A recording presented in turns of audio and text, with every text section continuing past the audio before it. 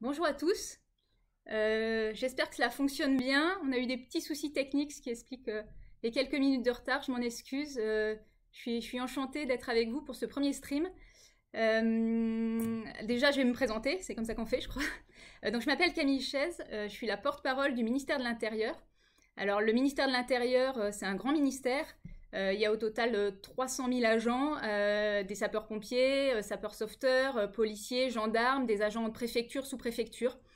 Alors on parle souvent de la sécurité pour désigner le ministère de l'Intérieur, mais c'est un ministère bien plus grand que cela. Il y a les services de renseignement, une partie des services de renseignement, l'administration dans les départements, donc les préfectures. Il y a toutes les questions aussi d'immigration, d'accueil des étrangers en France qui sont passionnantes, la sécurité routière aussi pour partie qui dépend de nos missions. Bref, c'est vraiment un grand ministère.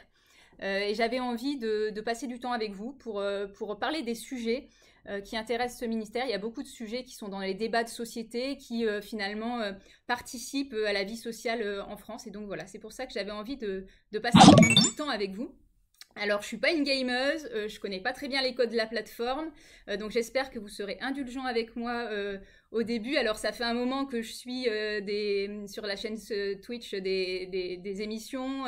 Au début, en allant courir, j'écoutais juste, après je me suis mise à regarder, donc voilà, j'ai essayé de m'acculturer un petit peu à ce monde que je trouve passionnant. Mais voilà, je débute, donc j'espère que vous serez indulgents avec moi. Je vois déjà la Mivilude m'intéresse, bah super, on en parlera de la mission de lutte contre les dérives sectaires. Je laisse peut-être, dans un moment, je vais prendre un peu les questions pour parler du sujet qui nous intéresse, les violences faites aux femmes et aux enfants, qui est un sujet important. Mais peut-être vous dire que sur cette chaîne, il y aura chaque semaine un sujet différent. On fera un focus particulier, même si on parlera aussi de l'actualité. Donc voilà, on essaiera aussi des fois, j'inviterai des experts, parce que moi je suis porte-parole, donc je connais un petit peu tous les sujets, mais des fois je suis pas assez spécialiste d'un sujet, donc voilà, j'essaierai d'inviter des gens sur cette chaîne du ministère pour discuter avec vous pour des sujets plus pointus. Donc voilà ce que je voulais vous dire un peu en intro, je prendrai voilà, au fur et à mesure aussi les questions qui viennent. Peut-être vous dire que là je suis dans mon bureau, vous le voyez. Je suis pas tous les jours au bureau, mais je suis venue spécialement aujourd'hui. Et il y a des personnes qui ont travaillé avec moi pour l'ouverture de cette chaîne. Donc voilà, ils sont pour partie à distance. Il y a une modération qui est mise en place. Donc voilà, il y a les règles que vous pouvez lire sur ma chaîne. Et voilà, dès qu'il y a des propos qui sont insultants, injurieux, je bannirai. Donc voilà, ne vous en étonnez pas parce que je veux vraiment qu'on ait une discussion ensemble, que je vous écoute aussi, qu'on échange sans qu'on soit pollué par des choses insultantes, racistes ou autres sur cette chaîne. C'est vraiment pas l'objectif. Donc voilà ce que je voulais vous dire pour commencer. Merci à quelqu'un qui me remercie sur le chat. Mais il faudra me remercier après quand ça sera vraiment plus développé, quand vraiment il y aura cette interaction. Là, c'est un début, donc j'y vais modestement. Une fois de plus, je suis pas une gameuse, je jouerai pas à Among Us ou à quoi que ce soit avec vous. Moi, à part Candy Crush, je joue pas à grand chose pour être très franche. Donc voilà. Alors pourquoi aujourd'hui j'ai eu envie de parler avec vous des violences faites aux femmes et aux enfants? Déjà à titre personnel c'est un sujet qui me touche, mais ça devrait objectivement tous nous toucher parce que c'est un vrai phénomène problématique dans la société. Ça touche toutes les catégories sociales, toutes les classes d'âge aussi, les jeunes comme les plus anciens, les gens installés en couple ou pas. Donc c'est vraiment une problématique importante. Alors depuis MeToo, depuis la libération de la parole, on en parle plus, c'est bien. Mais ça ne veut pas dire qu'il faut relâcher la vigilance, c'est toujours un problème et il y a toujours au bout du compte des victimes qui des fois se sentent très démunies, qui se sentent pas forcément soutenues, qui ont besoin d'accompagnement, alors de notre part, nous les forces de l'ordre, et je reviendrai tout à l'heure sur ce qu'on met en place pour mieux accueillir, pour être plus présente, pour les aider. Mais aussi elles ont besoin d'accompagnement, que les proches puissent les aider. Et on a aussi des témoins ou des familles qui sont très démunies, qui ne savent pas forcément quoi faire, que faire pour que ce soit le mieux possible pour cette victime. Donc voilà pourquoi j'ai choisi de vous parler de ce sujet. Moi, j'étais sur le terrain il y a quelques années. J'ai été pompier et j'ai été policier. Donc, j'ai aussi des souvenirs de comment c'était il y a une quinzaine d'années. Et les choses, quand même, ont beaucoup évolué grâce à MeToo, grâce aussi à un meilleur accueil et grâce à une prise de conscience collective. Donc, c'est vraiment bien que que ça se fasse. Mais voilà, une fois de plus, il faut continuer parce que c'est un combat qu'il faudra encore mener pendant des années et des années. Alors on dit souvent violences faites aux femmes parce qu'à 90% ce sont les femmes qui subissent ces violences au sein du couple, mais il y a aussi les enfants. On en parle un petit peu moins. L'année dernière, enfin en 2019 pour être exact, il y a eu 25 enfants qui sont morts sous les coups d'un de leurs parents. Donc c'est vraiment énorme. Donc voilà, moi je parle des violences faites aux femmes, des violences faites aux enfants. Et j'ai aussi en souvenir, quand j'étais policier sur le terrain, j'étais à Vence-Malakoff dans les Hauts-de-Seine. J'avais eu une fois une affaire à traiter, c'était des violences d'un enfant qui avait une trentaine d'années, d'un jeune homme, sur ses parents. Et donc il y a aussi des violences sur les ascendants, comme on dit en termes juridiques, qu'il ne faut pas négliger et aussi prendre en compte. Donc voilà, c'est vraiment les violences au sein du couple qu'il faut prendre en compte. Et pas seulement les violences faites aux femmes, même si une fois de plus, dans 90%, ce sont les femmes qui subissent ces violences. Il y a plusieurs types de violences. Souvent, on dit qu'il y a 4 catégories. La première, c'est la violence physique, celle qui se voit, donc les coups, les blessures, qui sont vraiment ignobles. Il y a toutes les violences psychologiques. Celles-ci, elles sont plus pernicieuses en fait. Ça peut être du harcèlement, ça peut être des mouchards par exemple sur des applis qui suivent les conversations de la conjointe à son insu. Donc ça c'est vraiment le harcèlement psychologique, le rabaissement aussi tous les jours avec des phrases méchantes, etc. Après il y a les violences économiques. Le fait par exemple de voler ou de subtiliser les papiers de la personne pour pas qu'elle puisse chercher un emploi, etc., ne pas lui donner d'argent, etc. Et bien sûr, les violences sexuelles qui sont très présentes, agressions, viol conjugal. Il y a plein de gens qui croient qu'au sein du couple, le viol n'existe pas, qu'on a un devoir conjugal, mais non, le viol conjugal existe et il est extrêmement réglementé et il faut le consentement à chaque fois de la personne. Alors je regarde un peu en même temps que je vous parle ce qui est dit dans le Twitch. Bonjour, les insultes, les menaces faites sur les femmes sur Twitch. Est-ce que vous allez en parler au patron de Twitch? Les menaces dans les chats, c'est aussi grave que les tweets? Non. Donc c'est la question qu'une personne évoque. Donc vous avez complètement raison. Tout cela, c'est un peu un cercle de la violence en fait. La violence, elle est physique, elle est verbale et elle est aussi sur les réseaux sociaux. Et les discours de haine sont aussi présents. Alors sur Twitch et sur toutes les plateformes, hein, je pense à Twitter, je pense à d'autres malheureusement. Oui, il y a un gros travail à faire sur les réseaux sociaux et en ligne. Et c'est pas parce que c'est en ligne que c'est moins grave. Les dégâts sont différents. Voilà, une femme qui reçoit des coups, qui peut avoir un bras cassé ou quoi que ce soit, c'est extrêmement grave. Mais c'est pas pour autant que parce que c'est en ligne, c'est moins grave. Et oui, il faut poursuivre, il faut dénoncer ces faits, il faut aller déposer plainte dans les commissariats. Donc voilà, c'est ce que je pouvais répondre à votre question. Sinon, je vois autre chose sur les associations. Alors ça sonne en même temps. Bon, je pense qu'on m'expliquera pourquoi ça sonne des fois. Je vois une question sur les associations. Alors oui, il y a beaucoup d'associations et c'est vraiment super qui travaillent dans ce domaine. Donc c'est des associations avec soit des salariés, soit des bénévoles. Il y a les deux types de situations. Quand vous vous rendez dans un commissariat, une brigade de gendarmerie, on peut vous donner les coordonnées des associations. Il y en a même qui tiennent des permanences. Donc voilà, selon les jours de la semaine, vous pouvez, depuis le commissariat ou la brigade de gendarmerie, rencontrer les associations. Et puis, on peut vous donner tout simplement des flyers, des brochures avec les bons coordonnées. On me demande souvent qu'est-ce qu'on peut faire pour aider quelqu'un qu'on connaît, que ce soit de sa famille ou une voisine qui subit des violences. Effectivement, lui dire de prendre contact avec une association, c'est vraiment important. Des fois, nous, pour aider la personne, on n'a peut-être pas forcément les bons réflexes. Si, voilà, on connaît pas la procédure judiciaire, on connaît peut-être pas tout non plus parce qu'elle nous a peut-être pas tout dit. Donc, les associations, ça va vraiment aider la personne et dans tous les domaines. Si c'est un problème d'hébergement, un problème financier, les problèmes aussi de garde d'enfants, ils ont des juristes pour aider les femmes dans ces cas-là. Donc voilà, il n'y a pas une association plus que les autres. Il y en a plein partout sur le territoire et j'en profite pour les remercier parce qu'elles font vraiment un travail fantastique. Et les accueils des commissariats, des gendarmeries, ça peut être des points d'entrée pour être mis en relation avec ces associations. Et un autre dispositif que moi je trouve vraiment intéressant, c'est un chat qui existe en ligne qui s'appelle arrêtonslesviolences.gouv.fr où anonymement, vous pouvez aller poser vos questions. Et derrière, vous avez un policier ou un gendarme. Et justement, selon les situations, il va vous conseiller, vous mettre en relation avec une association, vous dire que là, les faits sont caractérisés, graves, et qu'il faut aller au commissariat ou à la brigade de gendarmerie.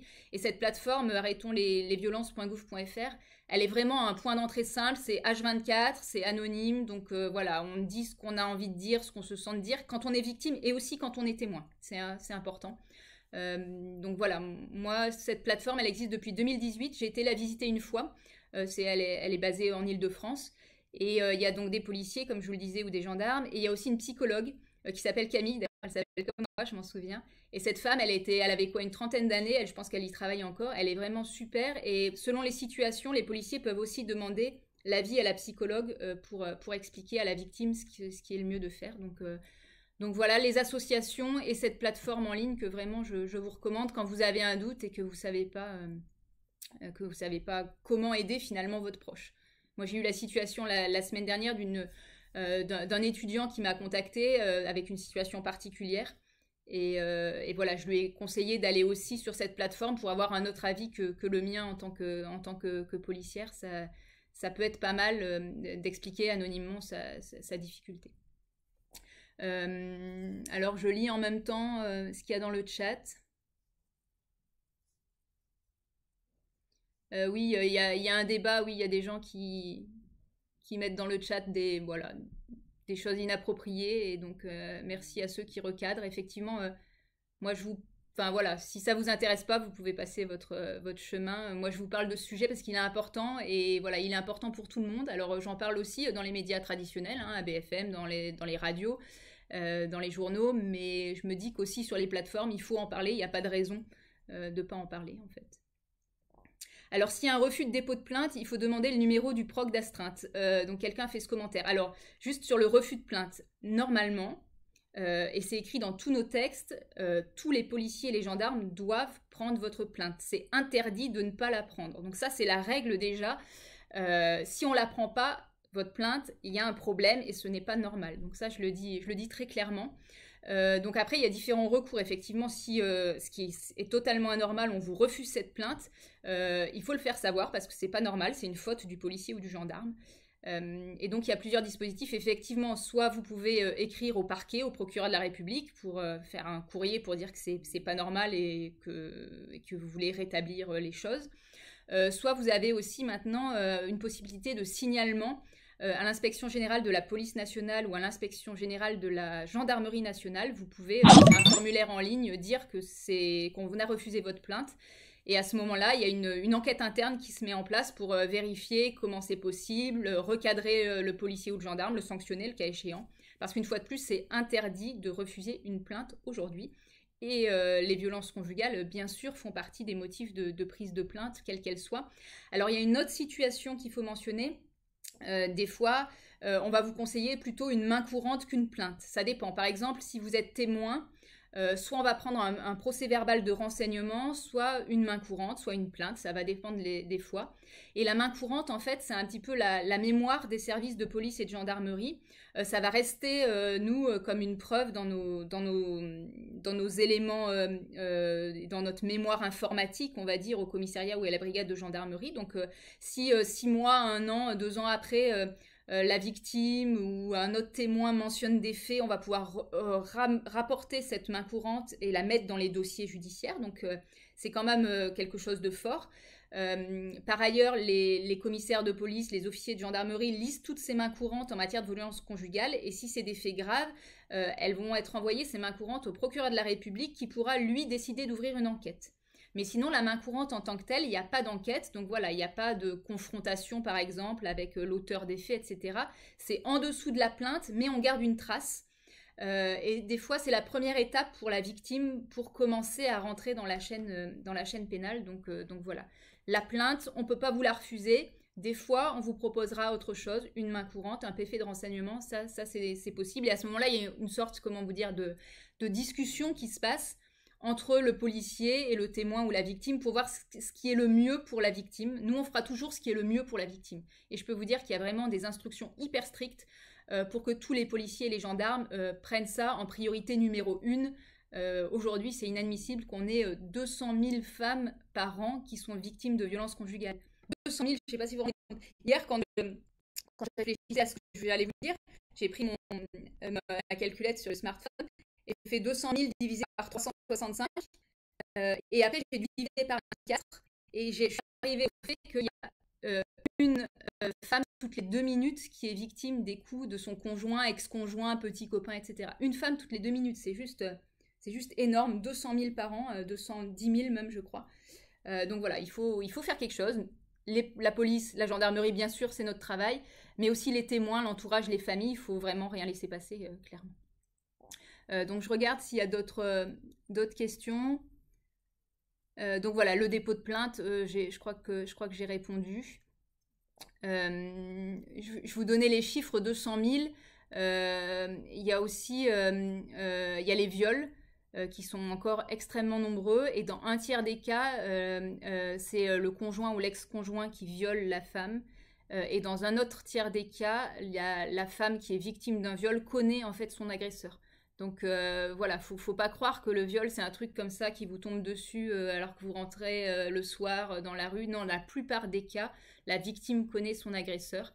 Et c'est pour ça que c'est encore plus dur en fait pour la victime d'exprimer les choses parce qu'il y a plein de sentiments qui se mélangent.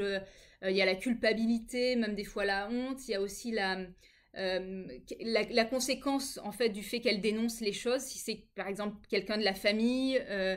si c'est des amis, etc., tout ça, ça rentre en compte. Et en fait, c'est encore plus difficile pour la femme de s'exprimer, de se confier, que ce soit à des personnes proches ou au service de gendarmerie et de police. Là, attends. Je bois un coup, je m'excuse. Le choix d'une transmission de main courante au parquet et uniquement la discrétion des forces de sécurité. Je crois qu'il y a une directive pour que ce soit systématique à partir d'un certain niveau.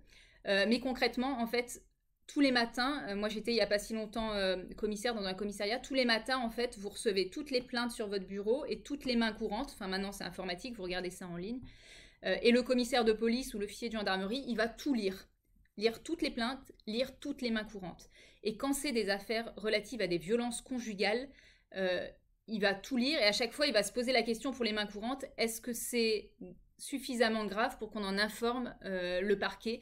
Et à, je sais pas, peut-être 99% des cas, il va en informer le parquet. Et après, c'est le choix du parquet d'ouvrir ou pas une enquête. Et à ce moment-là, le dossier, il revient du parquet en disant merci de bien vouloir mener l'enquête. Et là, on commence à convoquer les personnes, à prendre les plaintes, à essayer de faire des enquêtes de voisinage aussi pour essayer d'étayer les faits. Ce qu'il faut bien voir, c'est que la plainte, en fait, on va devoir rassembler des preuves. Et souvent, on est un peu sur parole contre parole. La femme va dénoncer des faits, le conjoint va dire que pas du tout. Et donc, il faut trouver des preuves. Ça peut être un tiers, des amis, des personnes qui se livrent, des voisins aussi, qui entendent du bruit, qui entendent des coups, ça arrive. Ça peut être des photos. Par exemple, une femme qui a été battue quand elle va se rendre au commissariat, des fois, au commissariat, à l'hôpital pour se faire soigner ou chez son médecin. Le médecin va peut-être conseiller à la femme de prendre des photos. C'est des éléments de preuve importants. Ça peut être des vêtements, ça peut être des conversations sur le téléphone aussi, des messages par exemple de harcèlement, d'insultes, tout ça, ça va rentrer pour l'établissement de la procédure judiciaire et c'est ça qui va permettre à la justice de décider de la suite pour le mari ou le conjoint violent. C'est ça en fait la plainte, c'est la constitution de preuves par les enquêteurs. Et la pièce la plus importante, ça reste le témoignage de la victime. La première plainte, où je crois que dans le procès verbal, dans le premier procès verbal, il y a 73 questions possiblement qui peuvent être posées à la personne victime selon les situations bien sûr. Donc voilà, c'est vraiment une enquête approfondie qui est menée dans ces cas-là. Je lis sur le chat. Le choix des psys pour les victimes est problématique. Trop de psys de mouvance sectaire. Je vais dire ok, je vais me renseigner. J'avais pas cette information-là. Les psys, il y a deux types de psys, les commissariats et les brigades de gendarmerie. Il y a soit des psys qui sont payés par l'administration, donc qui sont voilà, des contractuels. Et il y a aussi des associations avec une compétence psychologique. Dans les commissariats et les brigades de gendarmerie, vous avez des psys et vous avez aussi des intervenants sociaux. Je crois qu'ils sont en France 350 au total. Plutôt en journée, la nuit des fois il y a des astreintes ou des permanences, ça peut arriver mais c'est pas partout encore. Ça se développe vachement. L'idée c'est vraiment que nous les policiers et les gendarmes on s'occupe de la procédure pénale mais que c'est pas ça qui va dont la personne a complètement besoin. Des fois elle a besoin de solutions concrètes pour le logement, pour si elle ne travaille pas subvenir à ses besoins, donc des problèmes financiers, pour des questions sur les gardes d'enfants. Et voilà, le retentissement psychologique est énorme parce qu'une fois de plus, il y a ces questions d'emprise qui sont extrêmement importantes. Et donc la femme va mettre du temps dans son processus à vraiment expliquer ce qui s'est passé, dans tout ce qui s'est passé, parce que souvent il n'y a pas qu'une chose, ça fait des années des fois que ça dure. Et donc tout ça, c'est un cheminement personnel extrêmement douloureux souvent pour la victime. Beaucoup de mains courantes avant que la justice intervienne. Oui, ça peut arriver. Après, la plainte, ça c'est... Il y a une enquête immédiate qui est mise en place. Si c'est sur du flagrant délit, c'est une enquête qui va durer que quelques jours, avec souvent une interpellation de l'auteur, des fois une mise en garde à vue et une décision judiciaire qui est extrêmement rapide. On est de l'ordre de quelques jours quand on est sur du flagrant délit, donc quand les faits viennent de se passer et que la personne, par exemple, la victime a fui chez elle, pour éviter ou parce qu'elle a subi les coups de son mari. Donc ça, le flagrant délit, c'est très rapide. Après, effectivement, des fois, si c'est des faits anciens, des menaces, par exemple, qui datent de plusieurs jours, plusieurs semaines, là, on n'est plus dans un cadre d'enquête qu'on appelle le flagrant délit. On est dans ce qu'on appelle l'enquête préliminaire. Et c'est vrai que ces dossiers-là sont un peu moins priorisés. On les traite avec une très grande attention quand même, mais voilà, ça va mettre un petit peu plus de temps. Et donc la décision judiciaire, oui, elle met plus de temps. Vraiment, le conseil que je peux vous donner, c'est au moment des faits, il faut agir. Que vous soyez victime ou témoin de quelque chose, au moment des faits, il faut les dénoncer. Et c'est très difficile de franchir ce pas, de pousser les portes d'un commissariat ou d'une brigade de gendarmerie. Mais c'est vraiment dans ces cas-là que la procédure judiciaire est la plus efficace et que c'est le mieux finalement pour la victime. Les équipages de police secours interviennent sur des violences conjugales. Cependant, après intervention, des femmes refusent de porter plainte. Malgré ce refus, des poursuites peuvent-elles être envisageables? Alors ça, c'est intéressant ce que vous dites, Brian, je crois. C'est intéressant parce que, effectivement, l'équipage police-secours, il arrive rapidement. Je crois que le délai moyen d'intervention, c'est moins de 10 minutes. Je crois que c'est 8-9 minutes. Donc voilà, c'est très très long quand on est victime de coups, mais c'est quand même rapide. Ça, c'est le flagrant délit. Et des fois, on a effectivement des victimes, malgré les coups, qui refusent de déposer plainte. Donc ça, c'est très fréquent. Mais une fois de plus, c'est à cause de ce que je vous disais tout à l'heure, ce phénomène d'emprise. En fait, la victime, elle est vraiment assujettie à son bourreau, à la personne violente. Elle a plus tout à fait tout son libre arbitre. Elle est souvent fatiguée parce qu'elle est en hypervigilance. Elle doit tout le temps être sur ses gardes pour pas vexer l'autre personne, pour pas prendre des coups. Voilà, elle est plus tout à fait elle-même. Et des fois, quand on lui propose de déposer plainte, effectivement, soit elle veut pas déposer plainte, soit aussi des fois, on a la personne qui a le courage de déposer plainte et le lendemain, elle se présente au commissariat, à la brigade de gendarmerie et elle retire sa plainte. Et ça, c'est souvent assez mal vécu de la part des policiers et des gendarmes. Et moi, quand j'étais en commissariat, je leur disais souvent, la victime, elle n'est pas parfaite. Et c'est parce qu'au contraire, elle a besoin d'aide, qu'elle est sous cette emprise, qu'elle change comme ça. À chaque fois, elle a l'espoir, finalement, que son conjoint redevienne gentil comme avant. Souvent aussi, l'homme violent va lui promettre que c'est la dernière fois, que ça se reproduira plus, qu'il l'aime, les enfants aussi. Enfin voilà, on est vraiment dans ce double discours et c'est vraiment ce qui est pernicieux, c'est vraiment de l'emprise.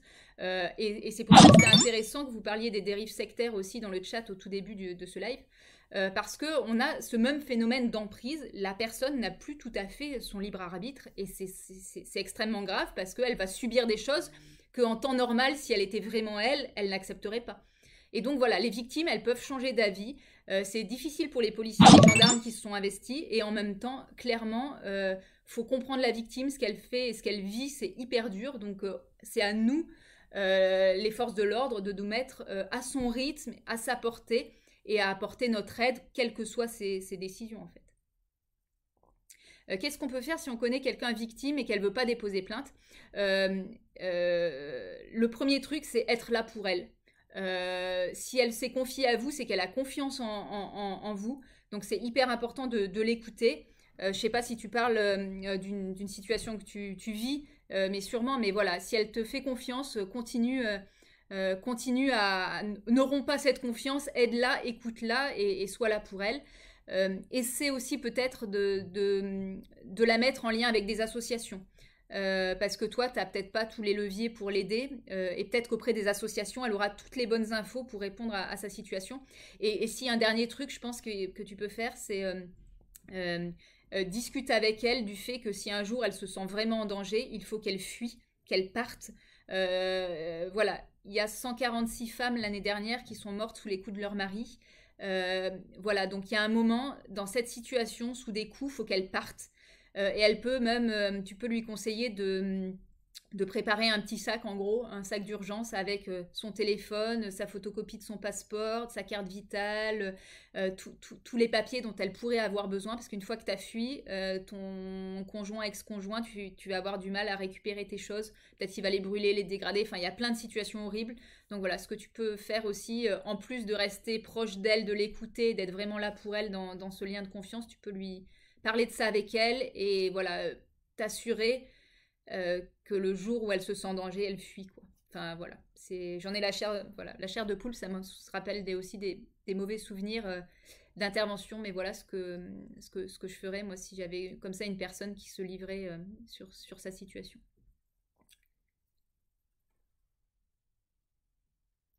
Faut-il mieux s'adresser à la gendarmerie, aux pompiers ou à la police?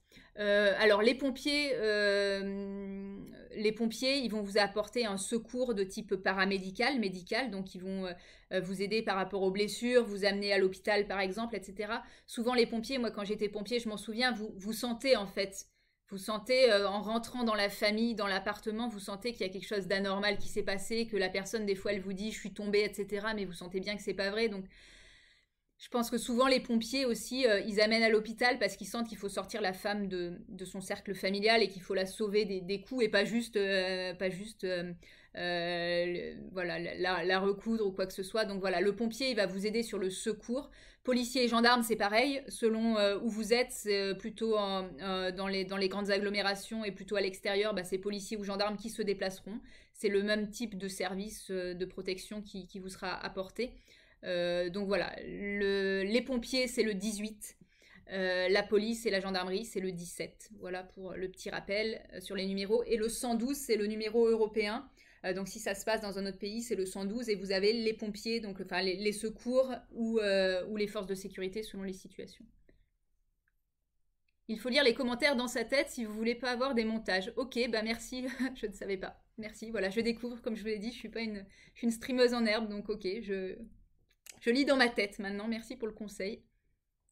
Votre son d'alerte à chaque follow est horrible. Ok, bon. Pareil, je ferai mieux la prochaine fois, je m'excuse. Alors, il y a encore un commentaire sur l'emprise. C'est hyper compliqué. Il y a un film, moi, que j'adore. Enfin, que j'adore. Que je trouve super bien fait sur l'emprise. Donc, je ne sais pas si vous le connaissez. D'ailleurs, je crois que j'ai téléchargé hier... la bande-annonce. Je vais vous passer la bande-annonce à la rigueur. Il date de quelques années maintenant. Je crois qu'il y a Marc Lavoine et d'autres acteurs connus. Je vous passe la bande-annonce et puis on reparle de l'emprise après, c'est hyper important. J'espère que ça marche. Non, je crois que ça marche pas en fait. Je crois que mon ordinateur, il est trop lent.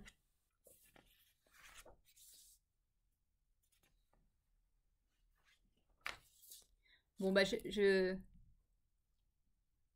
j'arrête la vidéo parce que je crois que ça marche pas. Je ferai mieux la prochaine fois, c'est pareil. C'est un film qui s'appelle L'Emprise. En fait, dans l'emprise, vous avez différentes étapes. Vous avez la première étape, tout va bien, ce qu'on appelle, les psychologues, ils appellent ça la lune de miel. En gros, c'est le grand amour. Souvent, c'est même un amour exclusif.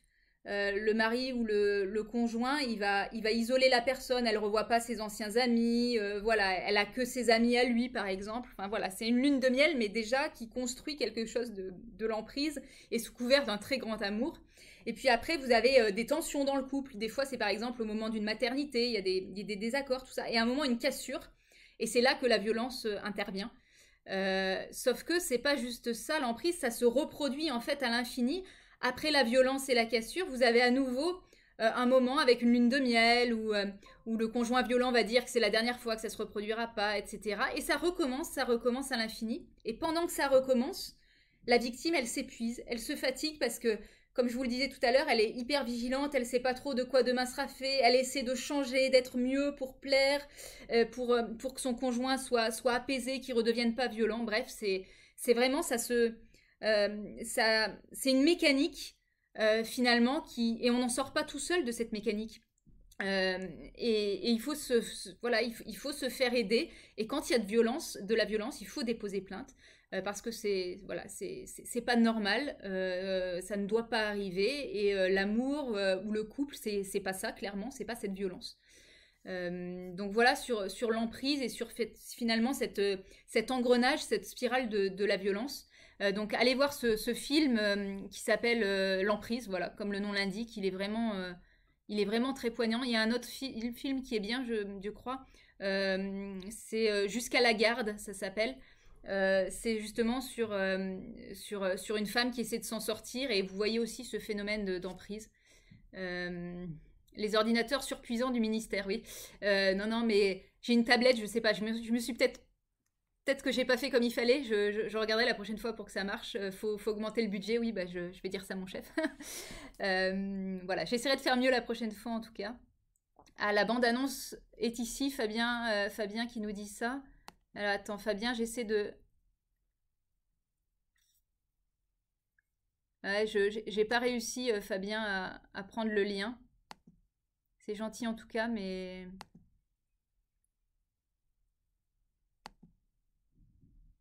J'essaie de cliquer, Fabien, sur le lien que t'as envoyé sur l'emprise, mais je sais pas, j'y arrive pas, ça marche pas. Je réessaie peut-être.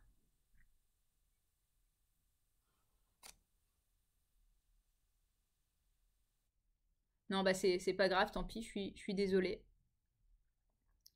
Vous avez fait quelles études? Comment et pourquoi vous êtes devenu pompier? Pourquoi passer de pompier à policier? Comment vous êtes devenu porte-parole?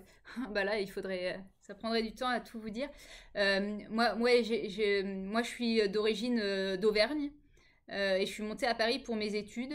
Moi, je faisais beaucoup de secourisme. En fait, j'étais à la Croix-Rouge française à l'époque. Je faisais beaucoup de secourisme.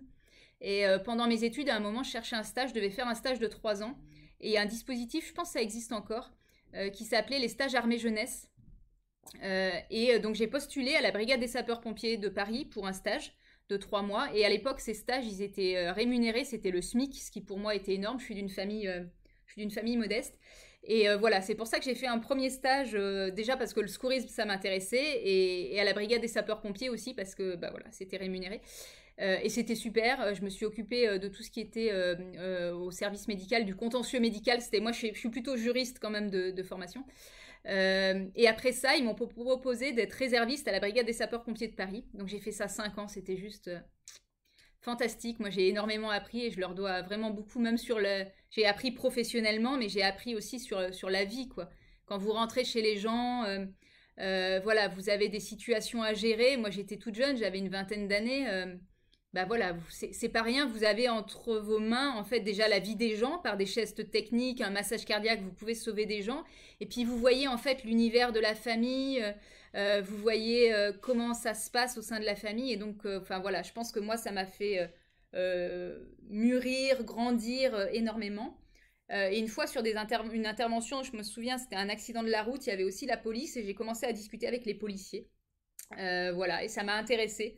Moi, je pense que je me suis dit aussi à un moment que je l'ai senti en moi, en fait, que j'étais capable d'endurer la violence, la mort, les choses rudes de la vie. Et je me suis dit que voilà, c'était aussi peut-être un métier où il faut avoir les épaules solides.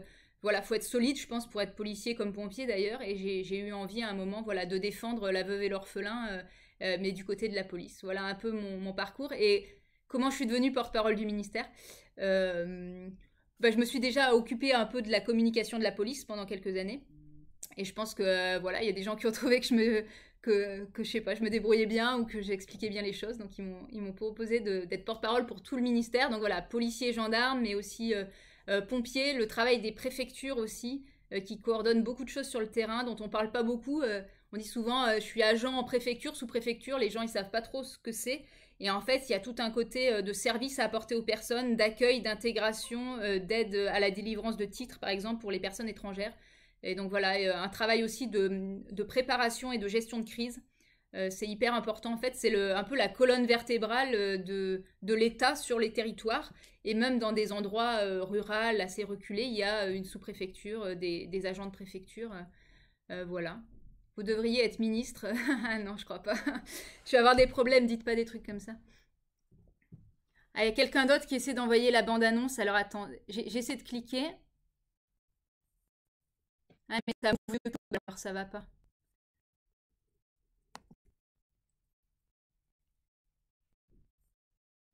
Non, j'y arrive pas. Non, je crois que j'y arriverai pas, je suis désolée, hein. Vous avez des nouvelles de la fameuse réserve opérationnelle de la police? Alors, je comptais peut-être pas la semaine prochaine, mais dans 15 jours, parce que je pense que je vais faire ce stream si vous trouvez que c'est une bonne idée, en fait. Je comptais faire ce stream toutes les semaines. Et peut-être dans 15 jours, je voudrais vous parler effectivement de tout ce qui touche les jeunes, la réserve opérationnelle de la police, le système aussi de volontariat chez les sapeurs-pompiers, tous les jobs, stages, jobs étudiants au sein du ministère de l'Intérieur, parce qu'il y a vraiment des gros efforts qui sont faits. Donc voilà. Donc Joker, j'ai le droit, je sais pas si ça se fait. Promis, Brian, je vous en parle dans 15 jours de cette réserve opérationnelle. Il faut que je révise un petit peu. Y a des systèmes de réserve, mais pour le moment, c'est plutôt pour les anciens policiers. Mais je crois qu'ils sont en train de vraiment ouvrir ça. Mais je ne sais pas exactement où il faut postuler. Donc, je viendrai avec toutes les infos dans 15 jours. Alors, on revient peut-être un peu sur notre thématique.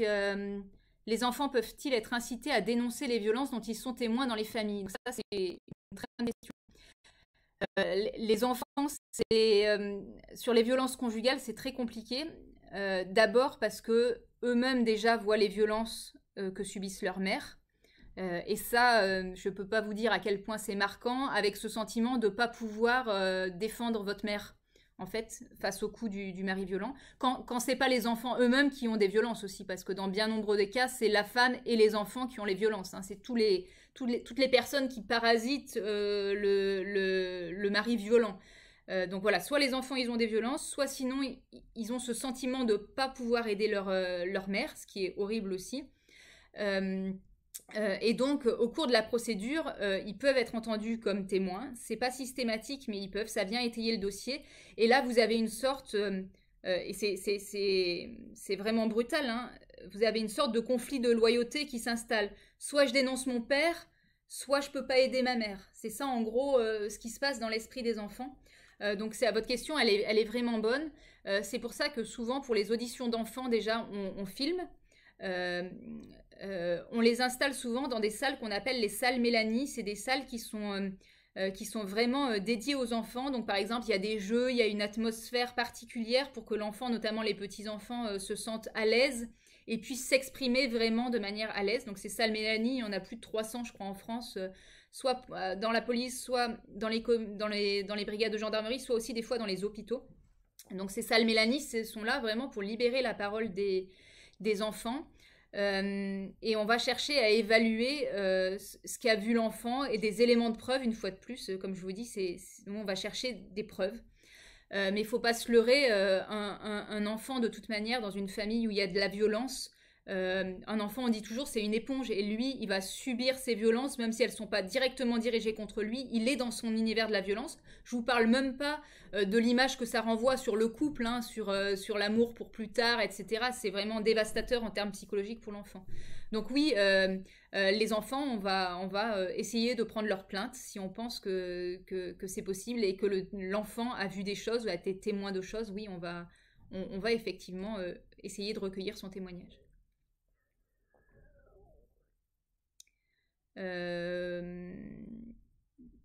Voilà. Alors, il n'y a plus trop de questions, je crois, dans le chat.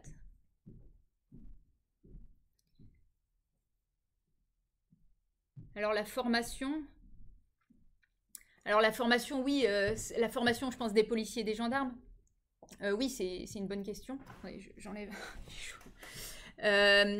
C'est une bonne question. Elle s'est vachement développée.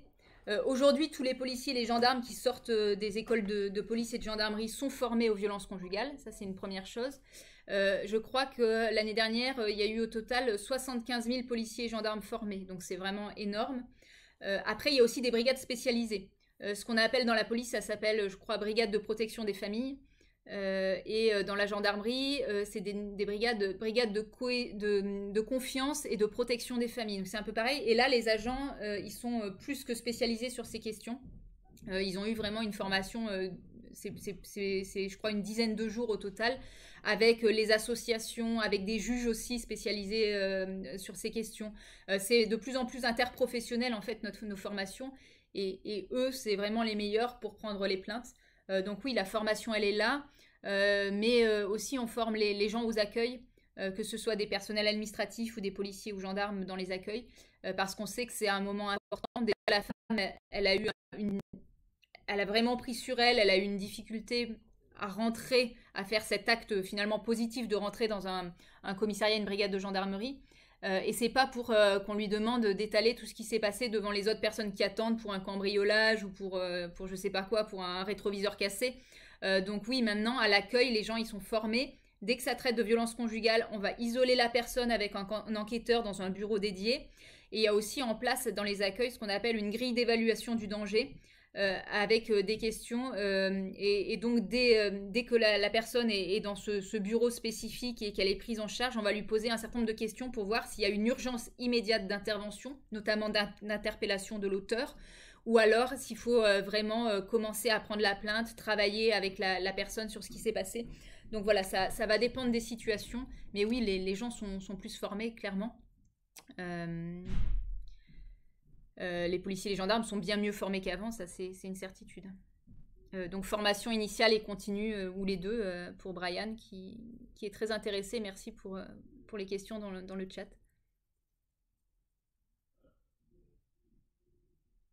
Alors là, j'ai un petit doute, faudra que je cherche. Les enfants sont-ils entendus seuls ou avec leur tuteur ou détenteur de l'autorité parentale?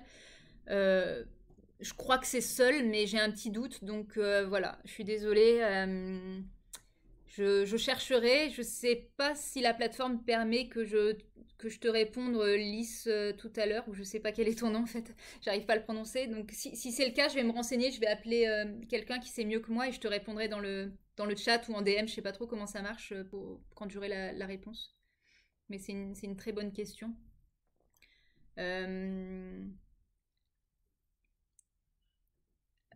Après, les enfants, c'est vraiment... Il y a vraiment l'objectif de protection. Alors, pour nous, les policiers et les gendarmes, mais aussi la justice, dans toutes les décisions qui sont prises par les magistrats, ils vont chercher comment protéger. Même nous, dans toutes nos procédures, la première étape, c'est vraiment la mise à l'abri et la protection de la personne et des personnes du foyer.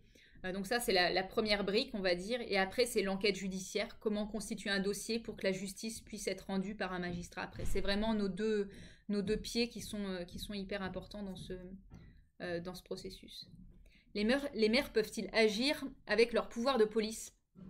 Pardon, il ne faut pas lire le chat. Donc les maires, oui, ils peuvent agir. Alors, c'est pas leur pouvoir de police, parce qu'ils sont officiers de police judiciaire, effectivement, les maires, mais c'est pas trop là-dessus, c'est pas trop cette fonction qu'ils vont utiliser. Ils vont surtout mettre en place des dispositifs de prévention. Et par exemple, un truc qui peut paraître anodin, mais qui est hyper important, vous avez des mairies, par exemple, qui vont payer le transport à l'hôpital de la femme. Par exemple, la femme qui est battue, elle arrive au commissariat. À ce moment-là, nous, il faut aller constater les blessures et c'est un médecin légiste à l'hôpital, dans des unités médico-judiciaires qui vont constater cette blessure. Et des fois, le centre hospitalier, il est à l'autre bout du département. Et la femme, si elle a quitté précipitamment chez elle ou si elle n'a pas de ressources, par exemple, elle ne va pas se payer le taxi pour aller au centre hospitalier. Et dans ces cas-là, il y a des mairies, par exemple, qui vont financer des bons de transport pour que ce soit gratuit pour la personne et qu'elle puisse immédiatement, en tant que victime, aller à l'hôpital pour faire constater ses blessures. Et ça, c'est une pièce hyper importante dans le dossier judiciaire aussi. Donc c'est une action concrète, par exemple, qu'une mairie peut faire Il y en a plein d'autres, hein, il y a plein de mairies qui font des super initiatives. Et même sur toutes ces questions entre les associations, les policiers et les gendarmes qui sont pour certains hyper engagés, il y a quand même plein d'initiatives, alors un peu différentes partout sur le territoire pour répondre vraiment aux besoins. C'est pas grave de lire le chat. Bon bah voilà. Bon, merci. Peut-on se fier aux médiateurs des mairies? Moi, j'aurais tendance à dire oui. Après, voilà, ça dépend aussi des relations que vous avez avec chacun. On n'est pas obligé de parler de soi ou de mentionner la personne dont on veut parler quand on échange avec un médiateur. On peut aussi prendre des renseignements dans l'absolu sans citer aucune victime, hein. Ça regarde personne de qui est dans cette situation. Donc, moi, je pense que toutes les personnes qui vous proposent leur aide, c'est bon à prendre. Après, ceux qui savent le mieux, ça reste les forces de l'ordre et aussi les associations une fois de plus. Pour toutes les questions, n'hésitez pas, vous pouvez aller sur la plateforme arrêtonslesviolences.gouv.fr avec le chat anonyme que j'évoquais. D'ailleurs, je crois que j'ai un slide que j'avais prévu, voilà. Sur le slide, là, vous avez en gros toutes les infos. Nous, on la poste sur les réseaux sociaux, cette infographie, assez souvent. En gros, quand il y a un caractère d'urgence, il faut faire le 17. La police, la gendarmerie prennent en compte l'intervention. Je vous le disais, c'est court comme délai d'intervention. Donc le 17, c'est en cas d'urgence. Si la victime, elle ne peut pas parler, il y a aussi un système par SMS. Au départ, c'était un système pour les personnes avec un handicap malvoyant, par exemple. C'est le 114. On peut envoyer un SMS pour dire ce qui se passe. Et ça marche aussi pour les femmes violentées. Je crois que pendant le premier confinement, on l'avait mis en place et qu'il y a eu 150 personnes qui ont utilisé ce canal-là pour faire savoir qu'il y avait une violence qui était en cours. Donc voilà, n'hésitez pas, le 17 dans l'urgence, le 114 si on ne peut pas parler parce qu'on est en danger. Le 119, c'est l'enfance en danger. Ça voilà, c'est quand il y a un enfant qui est en compte. Après, le 3919, c'est un numéro d'écoute, c'est une association qui est super, qui le gère, c'est gratuit. Et voilà, là c'est téléphonique, on explique sa situation, etc. Et puis après, il y a le chat en ligne que j'évoquais avec vous. Donc alors là, c'est signalement-violence-sexuelle-sexiste.gouv.fr, mais c'est encore plus simple, c'est arrêtonslesviolences.gouv.fr, c'est un portail où il y a tout dessus. Et là, vous avez une fois de plus des policiers et des gendarmes qui anonymement peuvent vous répondre. Et si un dernier dispositif qui existe aussi, c'est en pharmacie. Vous pouvez vous présenter dans la pharmacie et maintenant on a sensibilisé et briefé tous les pharmaciens en fait sur l'importance d'appeler les forces de l'ordre quand il y a une femme comme ça qui se présente en état d'urgence. Donc voilà un peu sur tous les numéros et les différents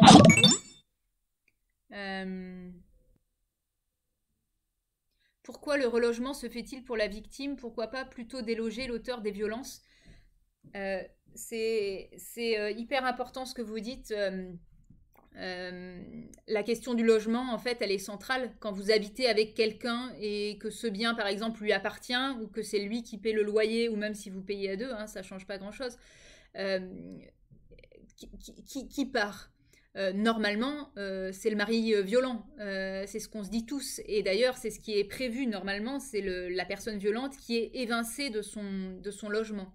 Sauf que dans les faits, c'est un peu plus compliqué, que la décision du juge, elle n'est pas toujours immédiate. C'est ce qu'on appelle les ordonnances de protection. Donc le juge peut décider d'évincer le mari violent, mais ça prend souvent au mieux quelques jours et des fois, c'est même après la décision judiciaire. Donc ça peut prendre du temps. Et en attendant, qu'est-ce qu'elle fait la femme? Donc souvent, si elle a une solution d'hébergement chez un ami, chez de la famille, bah, c'est ça qui est mis en œuvre. Se pose alors la question des enfants, hein. Moi je me souviens d'une situation où la maman elle avait 2 enfants handicapés avec une trisomie et voilà, c'était compliqué de trouver aussi un logement adapté à sa situation. Donc voilà, si la personne trouve une solution d'hébergement chez quelqu'un, bah, ça peut en urgence fonctionner. Et puis après il y a des dispositifs d'hébergement d'urgence pour les femmes qui sont violentées. Donc ça se développe vachement, hein. Il y a même des systèmes de caution solidaire, d'hébergement aussi gratuit qui sont mis en place. Les policiers et les gendarmes, ils ont une plateforme sur laquelle ils peuvent se connecter, qui géolocalise les places en temps réel, même si c'est la décision du juge. Voilà, c'est quelque chose maintenant qui est numérisé. Donc ça, c'est notre solution. Même si je suis d'accord avec le commentaire dans le chat, normalement, c'est à l'auteur des violences de partir, et c'est pas normal dans l'absolu que ce soit la femme qui doive partir. Après, voilà, c'est souvent quand même ce qui se fait. Euh, c'est quand même ce qui se fait le plus souvent. J'espère que ça a répondu à votre question. Je réfléchis s'il y avait sur l'hébergement d'autres choses, mais je crois pas. C'est moins le côté que je connais, mais c'est hyper important. Ça fait clairement partie de la prise en charge globale.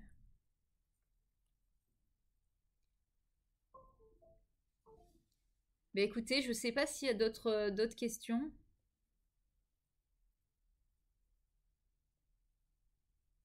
Alors, si j'avais prévu de vous montrer des trucs en fait. Ça, c'est un tout petit bouquin. Vous voyez, il est mini. Ça s'appelle Les droits des femmes face aux violences. Alors, vous allez dire que je faillote parce que c'est Marlène Schiappa qui l'a coordonné, mais si je le présente, c'est pas parce que je faillote, c'est parce que je trouve qu'il est très bien. Moi, je l'appelle le mini-livre pour une maxi-cause. Voilà, il y a plein de conseils en fait sur les droits des femmes face aux violences. C'est écrit par des avocats ou par d'autres personnes sur tous les dispositifs qui existent. Les bons réflexes en fait, si on est victime ou si on est témoin ou si on veut aider quelque chose. Moi récemment, ça a rendu service à quelqu'un que je connais qui avait un problème dans sa famille de ce type. Donc voilà, je vous le recommande, il est tout petit. Je crois que les droits de ce livre sont reversés au 3919, numéro d'écoute et d'orientation des femmes. Donc voilà, je vous le conseille. Il coûte 4 €, mais tous les sous vont à une association donc, qui fait des choses utiles. Donc voilà. Je voulais aussi, ça c'est un livre que j'adore. Alors c'est un vieux livre, ça s'appelle Des poupées et des anges. Mais ça a fait un film, je crois que c'est Leila Bekti qui joue dedans. Voilà, moi je l'avais lu il y a très longtemps, je l'ai relu récemment. Et c'est sur la sœur de l'héroïne en fait est dans ce phénomène d'emprise, de violence et elle n'arrive pas à s'en sortir. Et donc voilà. Moi j'adore le bouquin, le film est aussi vraiment chouette, donc je voulais vous en parler. Et puis après, vous avez des médias qui s'y intéressent. Là j'ai un exemplaire du 1, je sais pas si vous connaissez, c'est un super journal qui, en fait, ça se déplie comme un poster. Et il y avait un numéro spécial, ça date un peu, je crois. Novembre 2019, bah oui, novembre 2019, c'est la date du début du Grenelle. Donc voilà, il y a cet exemplaire, je sais pas s'il s'achète encore, comment ça marche, si on veut le recommander. Et puis l'été dernier, il y a Le Monde qui a fait aussi une enquête à partir de féminicides pour expliquer vraiment ce phénomène d'emprise et tout ce que les femmes devaient faire pour arriver à s'en sortir. Donc voilà, ça je pense qu'il doit exister en ligne, peut-être qu'il faut payer, je sais pas. Mais moi je m'en souviens, ça m'avait vraiment marqué. Donc voilà ce que je voulais vous dire. Moi, voilà, je reste à votre disposition sur ces questions. J'ai voulu vraiment commencer ce stream par ce sujet parce que voilà, il me touche personnellement de ce que j'ai vu dans les commissariats et même dans la vie de tous les jours enfin voilà, les gens autour de moi, ça reste un phénomène hyper important qui n'est pas endigué, même si on en parle plus. Donc il faut continuer à se battre, je pense, pour faire reculer ces violences faites aux femmes et aux enfants. Donc voilà, c'est pour ça que j'ai choisi ce thème. On y reviendra autant de fois que nécessaire. Voilà, je pense que je vais essayer toutes les semaines de trouver un sujet qui vous intéresse. N'hésitez pas aussi dans le chat à me faire des propositions de sujets. Et puis, je pense que tous les jeudis, au moment de midi, comme ça, je prendrai un peu de temps avec vous. Moi, c'est un plaisir. Voilà, moi, j'aime parler, c'est mon métier, d'échanger, de parler avec les gens. Alors, dans les médias traditionnels, mais voilà, c'est un plaisir d'être avec vous aussi. Je vais essayer de m'améliorer une fois de plus. Peut-être aussi pour terminer, voilà, merci à ceux qui me disent merci et bravo, voilà. Voilà, un petit message de remerciement. Je trouve qu'on ne dit pas assez merci aux gens. Donc, merci à la petite équipe autour de moi qui m'a aidée, Sarah, Myriam, Diane, Anthony, Driss aussi qui m'a secondée. Et voilà, un grand merci à tous ceux qui croient en ce type de format. Et puis j'espère que ça vous aura plu, même si le sujet voilà, était complexe et difficile. Mais c'est aussi pour ça, parce qu'il est complexe et difficile, qu'il faut en parler. Donc bah voilà, je vous dis à la semaine prochaine. Moi je vais rester un peu sur le chat, voir aussi les commentaires et relire tout ça. Et puis voilà, un grand merci à vous d'avoir suivi ce stream. Et je vous dis à la semaine prochaine.